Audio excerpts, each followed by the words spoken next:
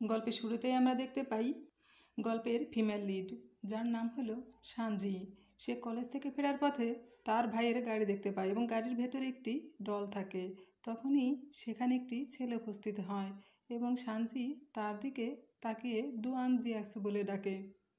দুয়ান জিয়াসু হলো গল্পের main lead, সানজির ভাইয়ের বন্ধু।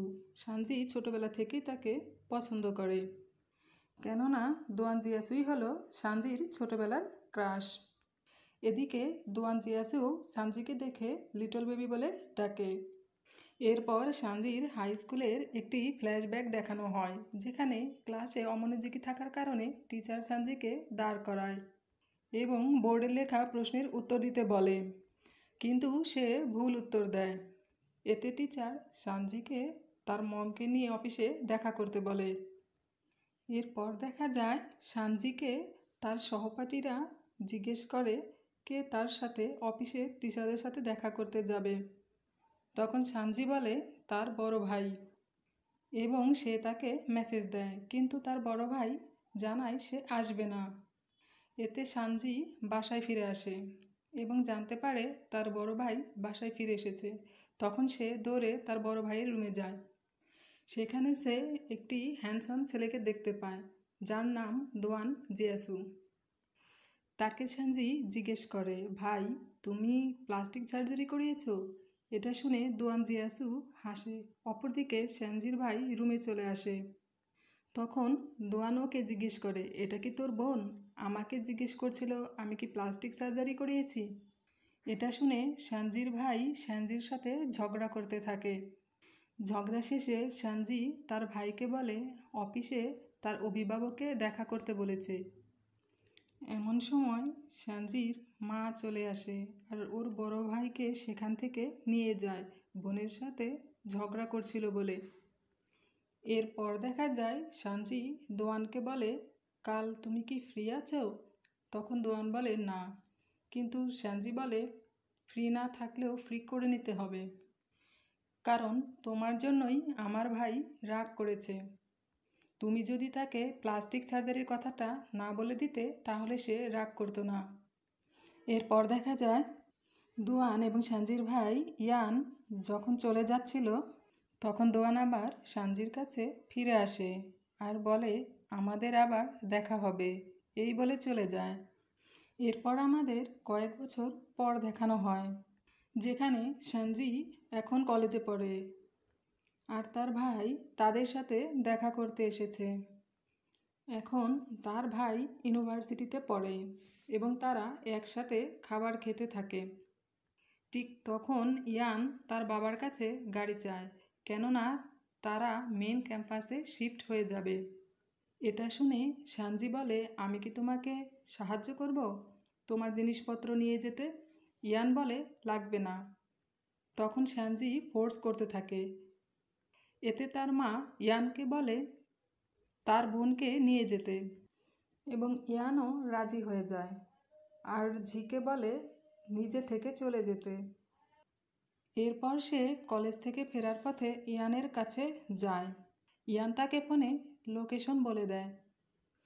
এরপর সে যেতে যেতে তার বাবার গাড়ি দেখতে পায়, সেখানে একটি ডলও থাকে।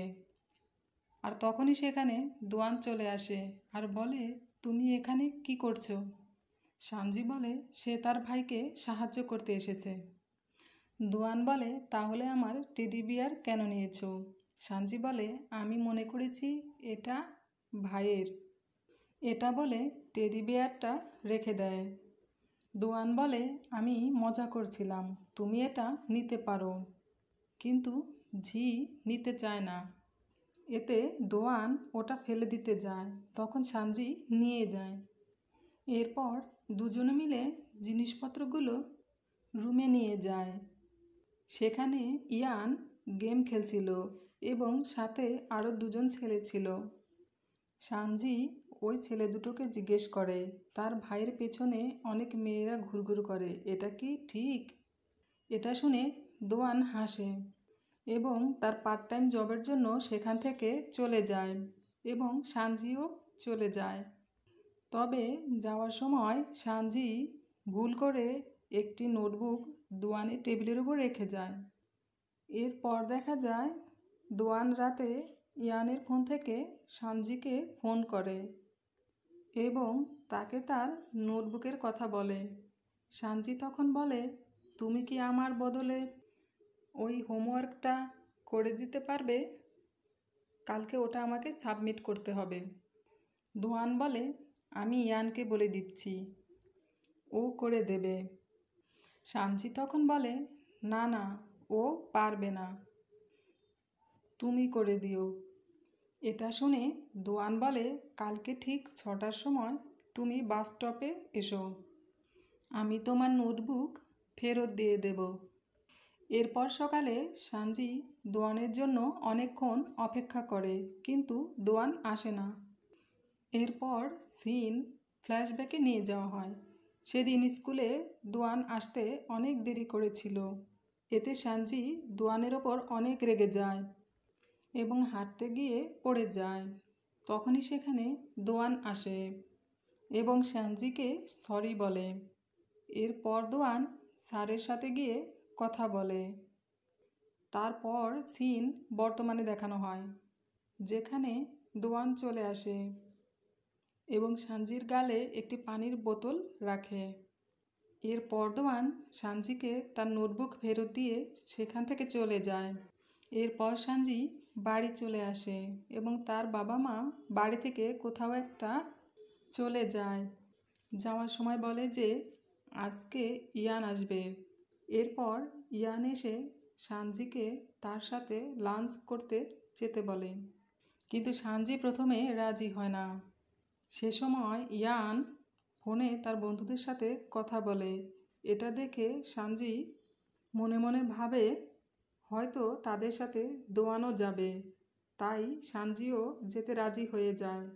কিন্তু যাওয়ার সময় ইয়ান অন্য একটি ছেলেকে গাড়িতে তুলে নেয়। এটা দেখে সানজির মন খারাপ হয়ে যায়। এরপর কিছু দূর গিয়ে দোয়ানকেও গাড়িতে তুলে নেয়। এটা দেখে সানজির মন ভালো হয়ে যায়। সে প্রতিবারের মতো দোয়ানের দিকে তাকিয়ে তাকিয়ে দেখছিল। এতে দোয়ান বলে, আমি কি এতটাই হ্যান্ডসাম?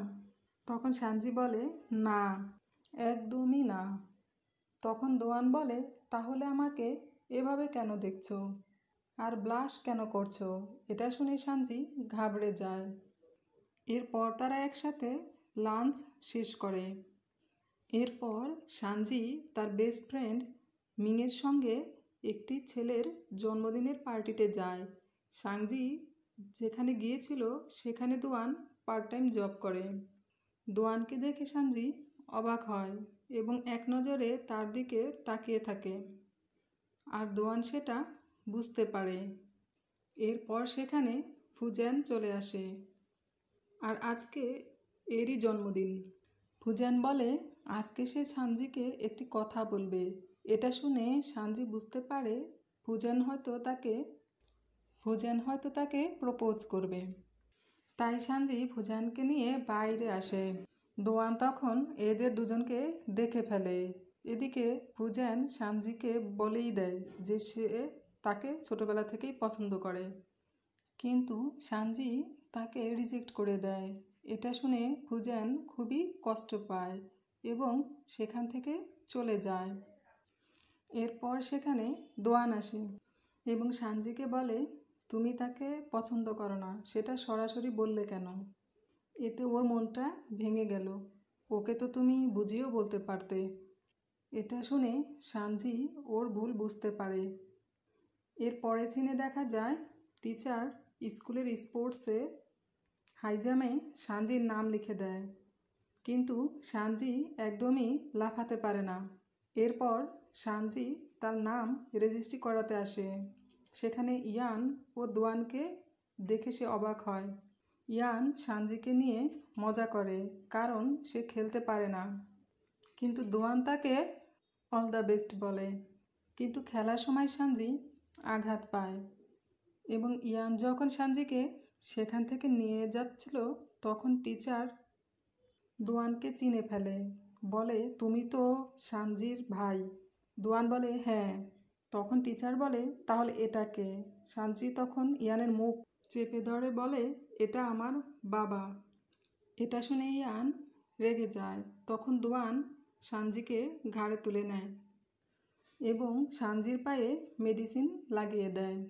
এটা দেখে সানজির অনেক ভালো লাগে আর মনে মনে ভাবে দোয়ান শুধু তার জন্যই এমনটা করছে। পরে বুঝতে পারে দোয়ান বাকি মেয়েদের জন্যও করছে। এটা দেখে সানজির খারাপ লাগে।